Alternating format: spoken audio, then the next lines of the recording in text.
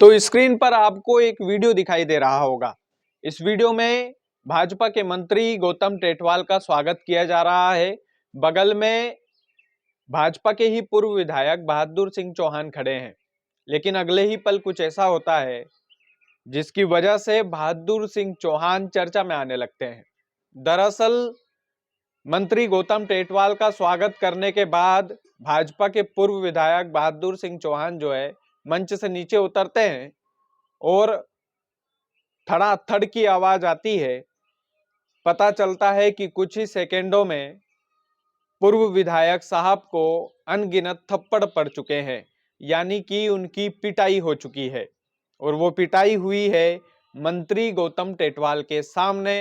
ये पिटाई महिदपुर में हुई है विधायक जी की, पूर्व विधायक जी की, माफ कीजिएगा। आखिरकार पूरा मामला क्या था, क्या कारण था कि भाजपा के ही कार्यकर्ताओं ने भाजपा के ही पूर्व विधायक की भाजपा के मंत्री जी के सामने थड़ाथड़ करके पिटाई कर दी। पूरा मामला समझते हैं। नमस्कार, स्वीकार कीजिएगा, मेरा नाम कृष्णपाल राठौर है और आप म्हारो मध्य प्रदेश का स्पेशल शो देख रहे हैं। मंत्री गौतम टेटवाल हाल ही में चर्चा में आए थे। राजगढ़ जिले की सारंगपुर तहसील से विधायक भी हैं और मुख्यमंत्री मोहन यादव की टीम में मंत्री भी है। प्रभारी मंत्री का प्रभार उनके पास है। उज्जैन के महिदपुर में कार्यक्रम था, भाजपा का ही कार्यक्रम था। भाजपा के कार्यकर्ता वहां पर मौजूद थे और भाजपा के पूर्व विधायक बहादुर सिंह चौहान भी वहां पर मौजूद थे। स्वागत के लिए बड़ी सी माला लाई गई मंत्री जी को। मंत्री जी के सामने फोटो लेने के लिए उस माला को फैलाया गया और मंत्री गौतम टेटवाल बीच में खड़े हुए और बहादुर सिंह चौहान जो कि भाजपा के पूर्व विधायक है, उन्होंने भी माला के साथ में फोटो लिया। लेकिन जैसे ही वे मंच से नीचे उतरे, महिदपुर की धरती पर महिदपुर के भाजपा कार्यकर्ताओं ने उनकी कुटाई कर दी और कुटाई भी इस कदर की कि पूर्व विधायक बहादुर सिंह चौहान हेडलाइन बन गए। आखिरकार इस पिटाई की वजह क्या थी, ये समझ लेते हैं। दरअसल, लेकिन इससे पहले एक और बात हमें समझना होगी कि जो लोग दल बदल करके जाते हैं, मैं बहादुर सिंह चौहान जो है वो तो भाजपा में ही है, लेकिन भाजपा के ही लोगों को ये मौका नहीं मिल रहा है कि वो अपने मंत्री का स्वागत कर पाए, अपने मंत्री से मिल पाए। और भाजपा के आम कार्यकर्ता इसी बात से खफा होकर जो है पूर्व विधायक बहादुर सिंह चौहान को पीट दिए। मामला तो यही बताया जा रहा है कि पिटाई की वजह यही है कि स्वागत समारोह में मंत्री जी का स्वागत न करने पर भाजपा के कार्यकर्ताओं ने पूर्व विधायक का ही स्वागत कर दिया और वो स्वागत आपने देखा किस तरीके से किया है। दरअसल कई सारे लोग ये बोलते हैं कि राजनीति में फुटेज बहुत जरूरी होती है, राजनेता की फुटेज या बड़े राजनेता के साथ फुटेज। तो मध्य प्रदेश सरकार में मंत्री है गौतम टेटवाल, तो उनके साथ फोटो खिंचाने की इच्छा कुछ कार्यकर्ताओं की भी होगी। हो सकता है कि वो माला कार्यकर्ताओं के पैसे से बनी हो, लेकिन उसके बाद में पूर्व विधायक साहब ने स्वागत कर दिया हो ये भी हो सकता है कि इसमें कुछ अलग अलग एंगल निकल कर आए। ये भी हो सकता है कि वो भाजपा के कार्यकर्ता हो ही नहीं। लेकिन अभी तो मीडिया की सुर्खियों में यही है कि भाजपा के ही कार्यकर्ताओं ने भाजपा के ही पूर्व विधायक की जो है धुनाई की है। और ये महिदपुर का मामला है पूरा। महिदपुर की धरती पर मंत्री गौतम टेटवाल के सामने ये पूरा का पूरा जो है व्याख्या हुआ है। एक और बात इसमें समझने लायक है। समझने लायक बात यह है कि मंत्री गौतम टेटवाल बीज बचाव में आए हैं, यानी कि माइक पकड़ा ही था भाषण देने के लिए, उनको आमंत्रित किया ही था कि धड़ाधड़ की आवाज आई तो मंत्री गौतम टेटवाल मंच से भागकर नीचे गए और बीच बचाव में आए और 30 लोगों पर इसमें एफआईआर दर्ज की गई है प्रशासन की तरफ से। 30 लोगों पर प्राथमिकी भी दर्ज हो चुकी है।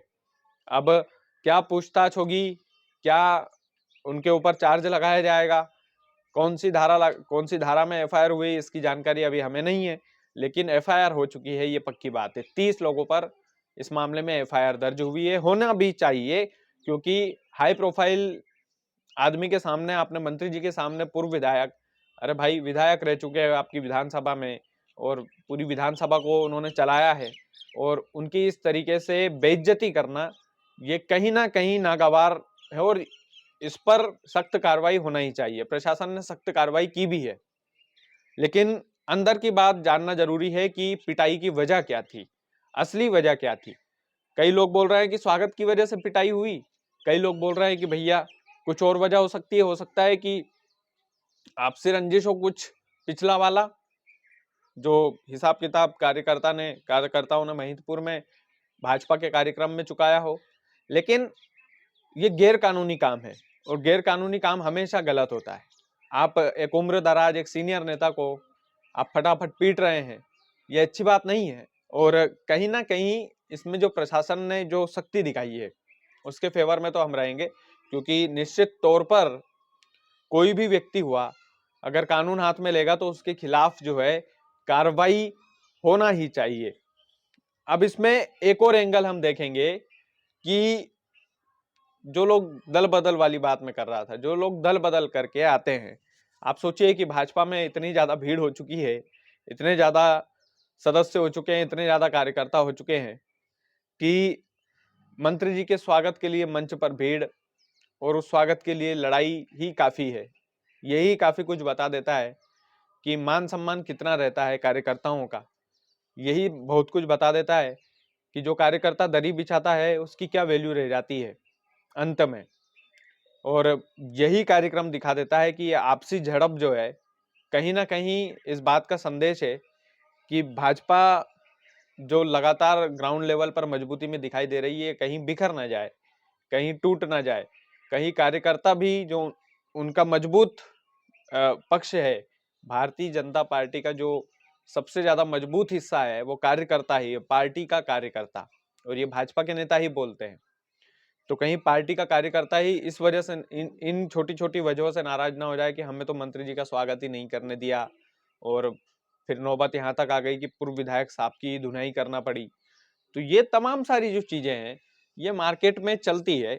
और आपने देखा होगा कि जहां पर भीड़ नहीं है, जो पार्टी अभी संकट में है, कांग्रेस की मैं बात कर रहा हूँ, वहां पर आप जीतू पटवारी से एक आम कार्यकर्ता मिल सकता है, सीधे तौर पर जाकर एक आम कार्यकर्ता उनसे सलाह ले सकता है, उनको सलाह दे सकता है। और ये मैंने कांग्रेस के कार्यालय में देखा है। भाजपा के कार्यालय में स्वागत और गुलदस्तों की लाइन लगी रहती है, क्योंकि अभी सत्ता में भी है, जाहिर सी बात है समय मंत्री जी को भी नहीं मिल पाता होगा, समय बड़े बड़े नेता नहीं दे पाते हैं। तो ये तमाम सारी वजह हो सकती है। मेरी बस यही कहना है मेरा कि इस तरीके का कानून हाथ में लेना ये कहीं ना कहीं गलत है। और मंत्री जी के सामने इस तरह की घटना घटित हुई, इसलिए 30 लोगों पर एफआईआर दर्ज हो चुकी है।